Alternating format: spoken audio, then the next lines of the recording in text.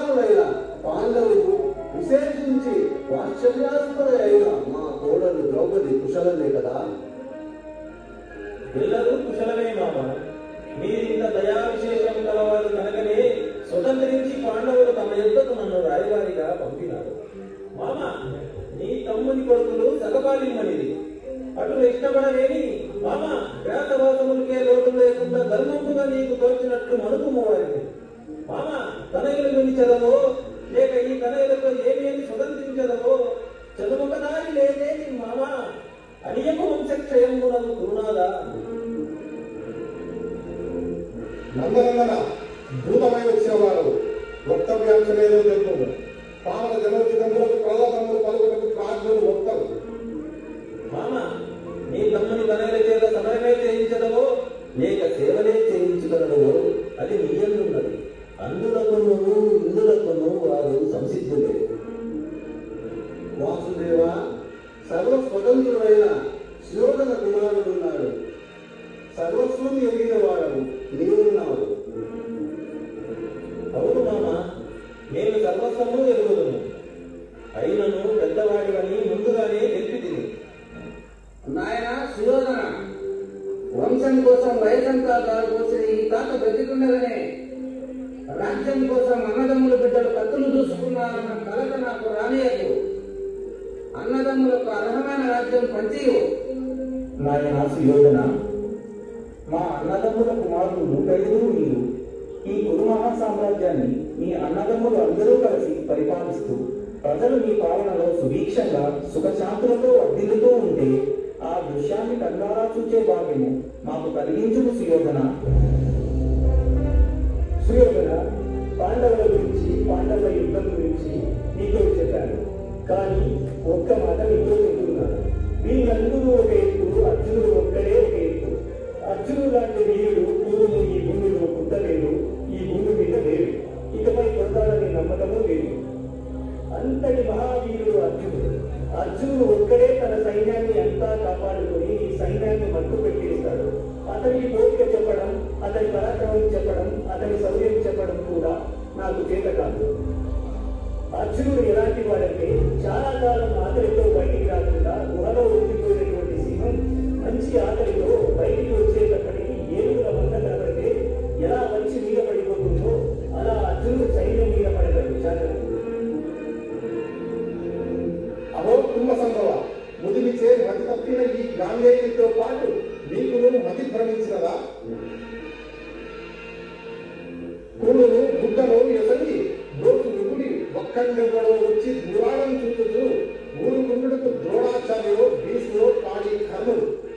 ఆచార్య, సంగ్రామమే అనివార్యమైన నాడు శాస్త్రం శూన్యములు చేయకుండా కథల రంగంలో వీడి కదిలి రాడి కర్ణుడు.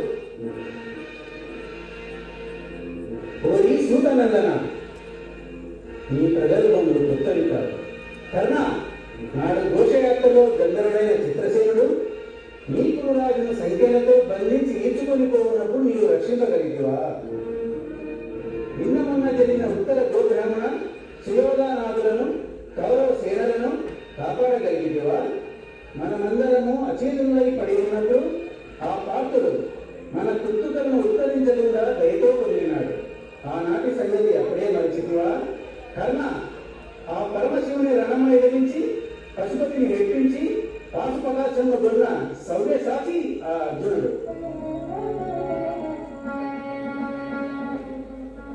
నాయన సుయోధన, ఎంతైనా సార్వభౌములకు ఆ పాండవులకు కొంత భూమి ఇచ్చిన నీకు ఏమి లోపము ఉండదు కదా సుయోధన. ఆ శ్రీకృష్ణుడు అంతటి వాడు నీ వద్దకు రాయవారిగా వచ్చినాడు కదా. సమాజే వాక్యములతో సంధి కావించుకుని సమరము నివారించును. బాబా సుయోధన, అభిమానం ఒక్కటే రాజు ధర్మం కాదు. అన్ని వచ్చిన సంధిని అందుకున్నట కూడా రాజనీతే. బాబా సుయోధన, ఒకవేళ నీకు ఈ సంధి ఆమోదయోగ్యం కాని ఎడల జరగబో విపత్కర విపరీత పరిస్థితులను కూడా తెలియచెప్పగా. రాజరాజా,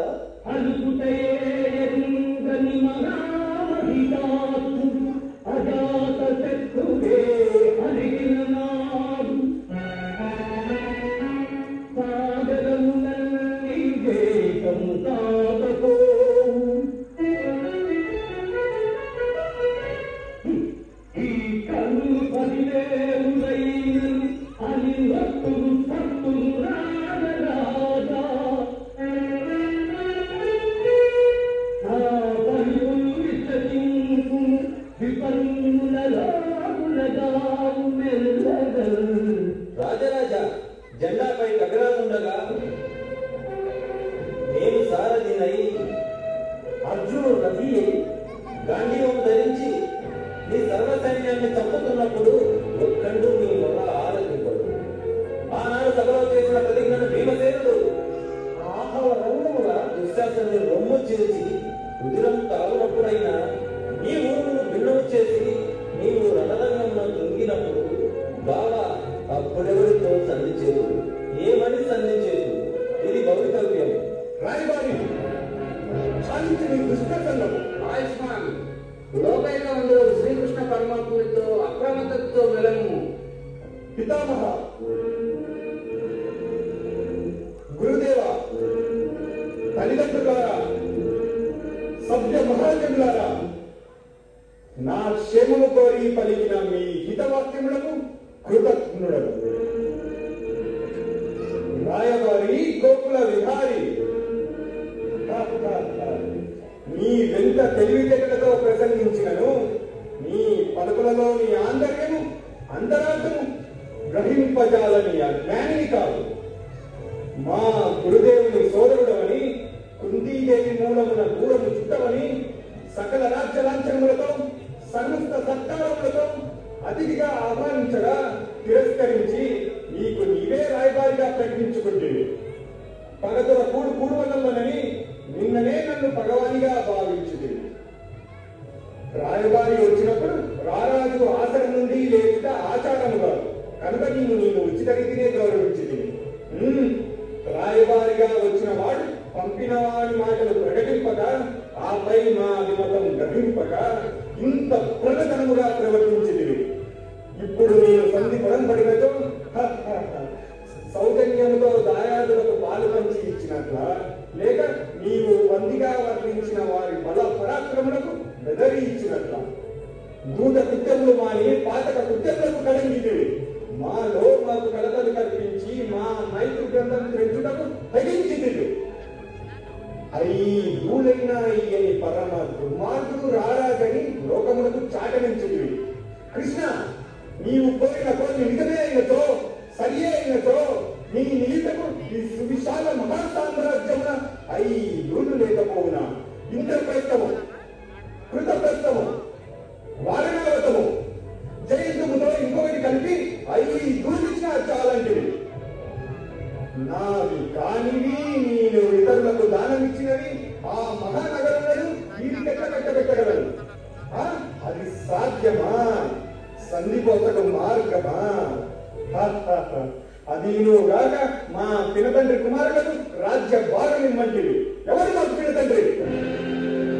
పాండురాజా, యముగా,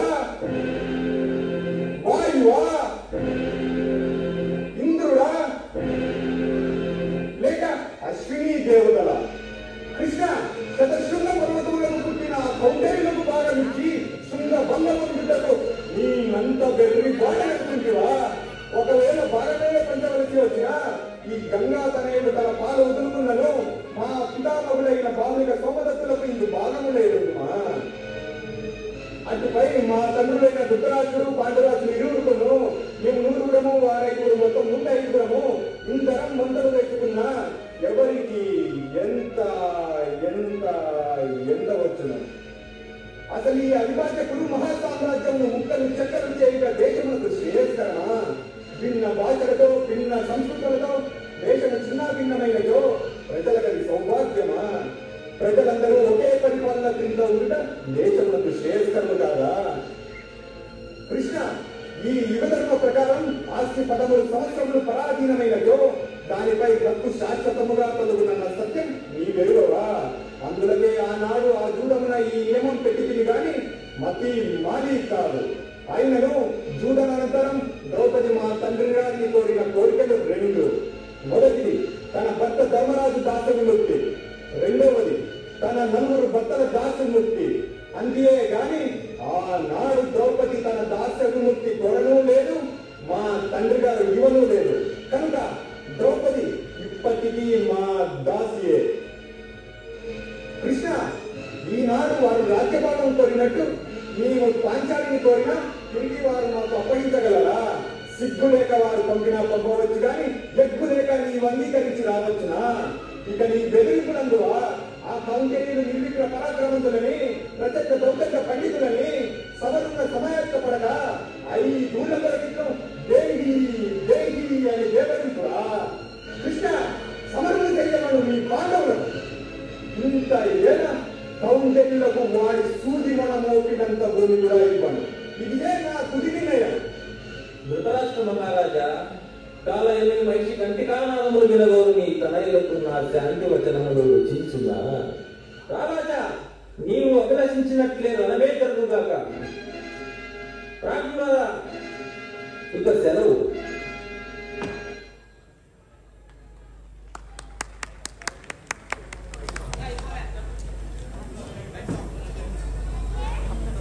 ఇక్కడ కంటిన్యూషన్ ఉంది. గుజు మంత్రి సార్ అందరూ